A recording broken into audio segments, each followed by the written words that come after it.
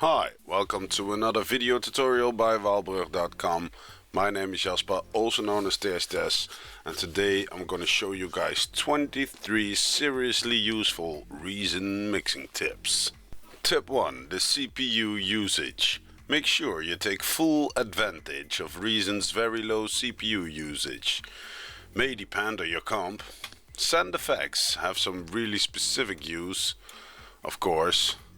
You see them here, but with Reason you can get really crazy with adding effects. Got here, you can go on like this.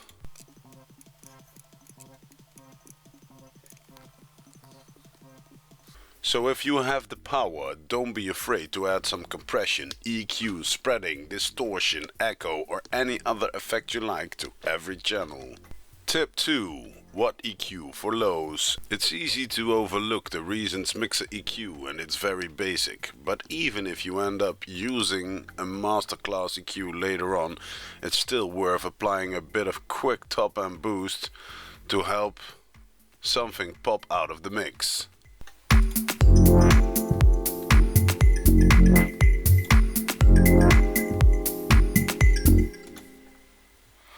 The only thing to keep in mind is that the bass EQ of the MClass EQ doesn't handle boost very well.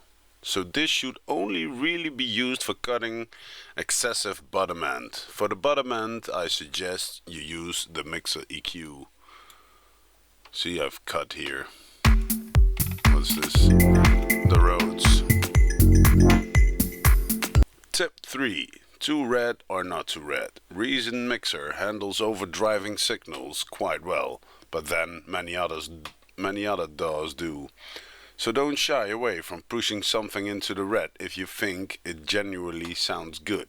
Of course, I'm not suggesting that you have to push everything over the top, but you can drive some things harder than others. I'll show you.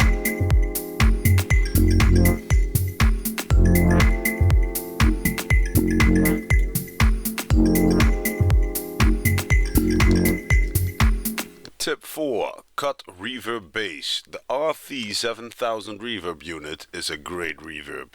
It has an internal EQ. Don't forget to use this and cut the low end when the reverb is mudding up your mix. I'll show you how to do that. Here we've got the reverb on the Rhodes signal. Then we've got the EQ here. Put that on. Gonna lower the gain, push it up to about 200-300 Hertz, and that's it.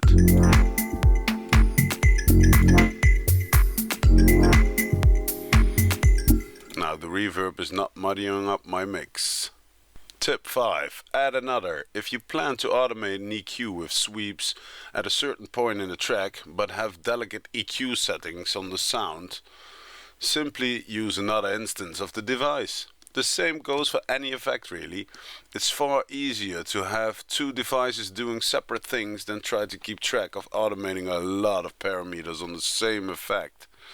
I'll show you. Let's solo this one out. Yeah, got a nice sound going. Just create another EQ. Put the boost. I can automate this. Far easier than doing it on this one that is cutting the low end.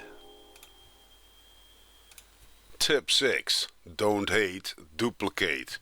Reason has a very easy way of duplicating your track. This is very good for using it as a sidechain insert or to add other effects to the sound. I did that here. This was the original bass. Oh, I'm not hearing anything.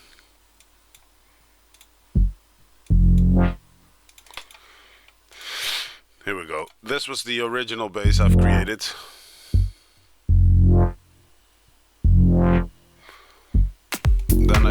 Then I duplicated the track, put some effects on it, cut the low end off, got this sound, then layered it.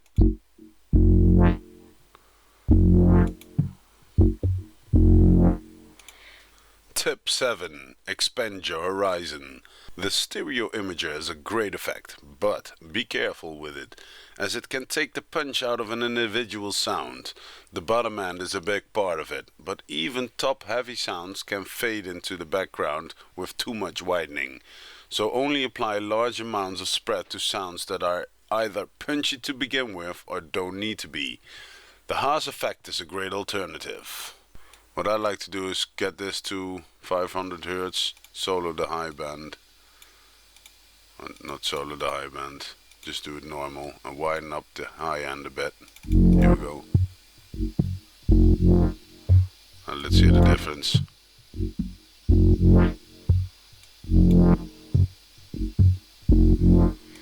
Just gives it a little more stereo feel. Tip 9. De-echo cut low. De-echo is a delay effect beast. Don't forget to use the filters, as it will cut off the low end so it will not muddy up your mix. Let's show it. Let's create an echo. Put the dry wet level down. As you can hear, it's echoing the low end. Here we have the filter. Put it on. Let's cut out the low end.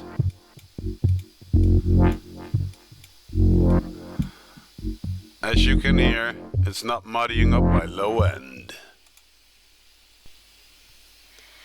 Tip 10. Arrangement solo. After making a nice 8-bar loop, use the solo function in the sequencer to look for great arrangement ideas. That's the way I go about.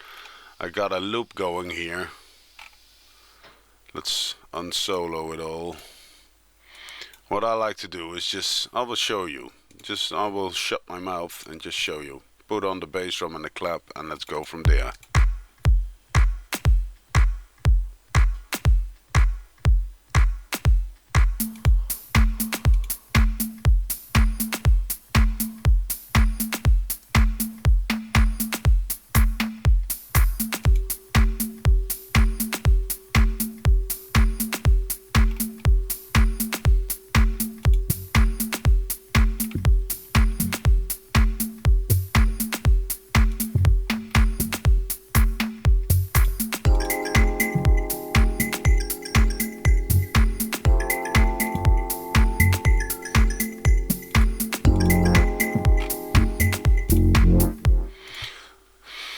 Just introduce sounds one at a time and see how you can work this within an arrangement.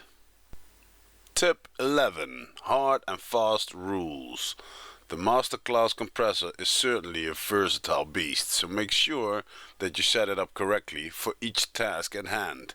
You want much harder and faster settings when using it on an individual sound than you do when you're using it on a full mix. For example, check my video on using the compressor on drums.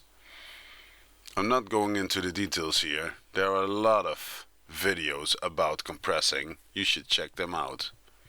Tip 12. Maximum effect. When you need to raise the level of compressed delay and reverb effects, you want it to be a fast process that creates the minimum of disruption. For this reason, we prefer to use the maximizer rather than the compressor, as it's usually just a case of raising one knob, the input gain, rather than messing around with the threshold and ratio knobs. So I've got that lead sound. I want to raise the level.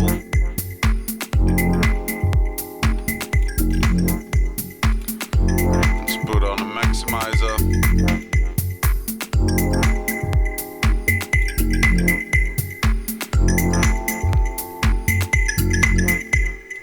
There we go. Without going into the mixer, I can always adjust levels here.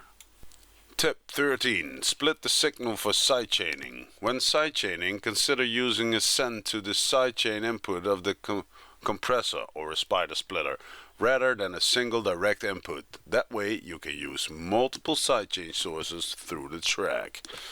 I'll show you how I set that up. I've shown this in a video too. I've got a combinator here that's called a ghost kick. And if I run it, it's playing a kick, but you can't hear it. It's going into all these spider. Oh, spaudio, audio, mergers and splitters. You go and splits through them all. So if I go to a sound like here, we've got that bass sound or the Rhodes. Let's hear that. Then I add in a compressor, just right click on the sidechain in, then I've got the ghost kick here, and it goes to an empty spider chain. And as you can see, it's pumping. Tip 14, sparkle your highs. A good way to enhance the top end of a sound, and one that's quite specific to Reason, is to place an envelope controlled filter on the chain to be brightened. Open the cutoff fully, then raise the resonance. The way the filter's designed means the resonance catches some upper mid frequencies, giving the sound a sharper edge. Let's also do that on the Rhodes. Let's add in a filter.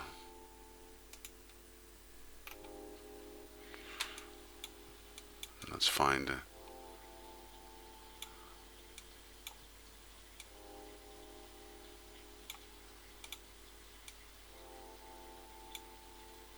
Like this one.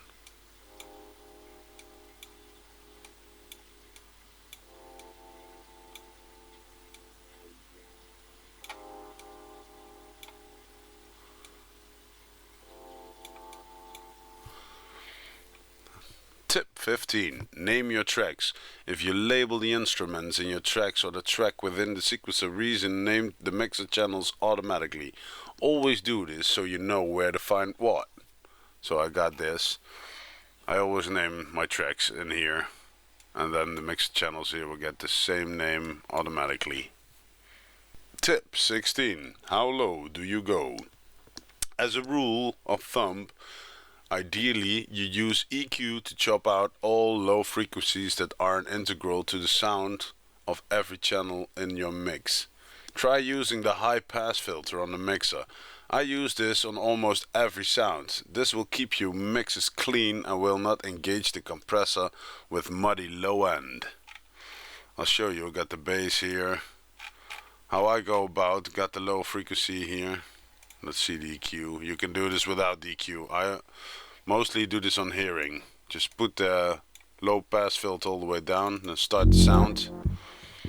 Then start driving it up until I hear a difference. Here's a bit difference in the bass, so I turn it back a few decibels, few hertz, and that's it. Tip 17. Topping up. Reason doesn't feature an exciter, which is a useful processor for adding a little shine or brightness. You can get similar results though by creating a parallel channel and applying a little shelving boost to the very high frequencies, compressing the signal and cutting the low end with the high pass filter, then add in the sound. I will show you what I mean. I've got the lead here. Let's solo the lead out.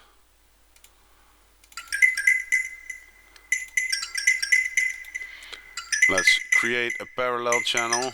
I'm gonna put this down. I know what to do. Then I put in the gain, put on the compressor, put all on with the threshold, put the ratio up, the threshold a bit down, so it's just bumping in the red. Leave the release. Then I'm gonna put on the low pass filter, so cut out the low end like that. Then put on the EQ and boost the high end. Now let's move it in.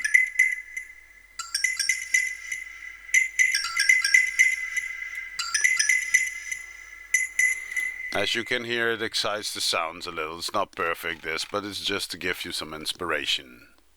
Tip 18. Start from the beginning. When you're finishing writing your track, you are ready to mix it. Always reset your levels. This is particularly important in Reason, which has very short mixer faders, so you can easily find yourself running out of headroom. For this reason, try to keep the levels as low as possible at first when raising them as needed. The way I go about is just start with the bass drum. It's the main element in a lot of my dance tracks, so I start with it. Look at the levels and keep it at 4 so it can boost it a little. So it's around 4 here. Then add in the clap. That's nice. Add some percussion. Just lower it so it's not hitting in the red. And like this, gradually introduce sounds and feel where you want them in the mix by using the fader. Downgrade. If you don't plan to do Tip 19. Downgrade. If you don't plan to do much in the way of mastering yourself, you should check out your final mix as an MP3. MP3 compression tightens up the bass and add a little extra top-end definition, just as mastering will. So this can give you a rough idea of how it will sound mastered. Tip 20. One big family. By sending all drum tracks to one group, you can turn down the level of the complete drums. Also, effect processing like compressing is easy to apply in a group and smooth out any drums. I did that with the bass here, but I can do that with the drums. So I select them all, then I go route to new output bus, and let's call this one drum group. And then add some compression. I'll solo this out. Let's hear the drums. We're gonna compress this. It's already put the ratio down a bit. Release, fast release.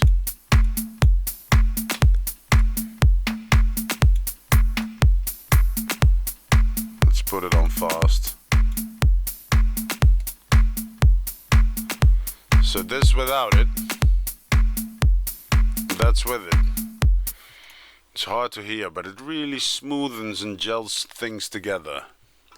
Tip 21. Check your bass. When the bass is phasing, when you have multiple bass tracks, try using the invert button on the mixer. This may help you with creating a fat bass. Let's go to my bass group. Let's solo that out. Unsolo the drums. I don't have phasing here, but just to show you, here is the invert knob.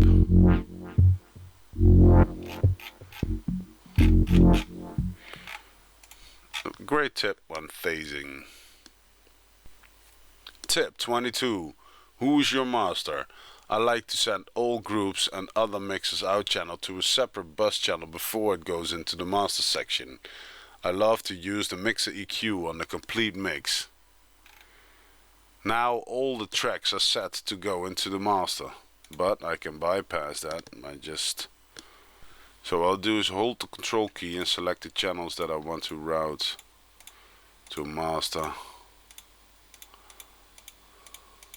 So we got that, and then route them to new output bus. Let's call this pre-master. And then I like to use the EQ on a complete mix, like so.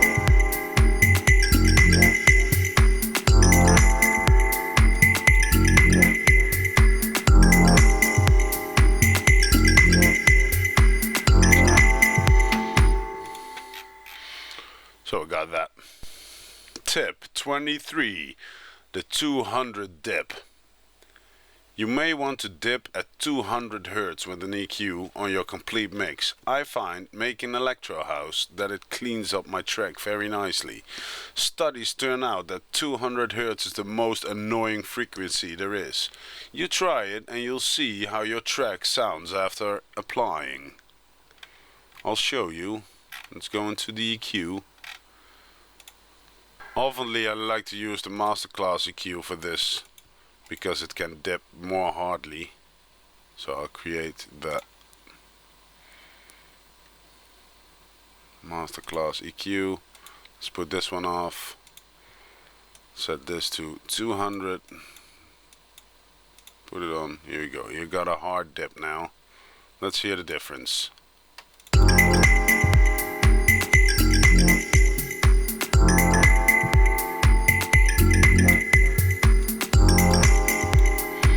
The effect is ever so slightly, but if you got some good speakers you will hear the difference.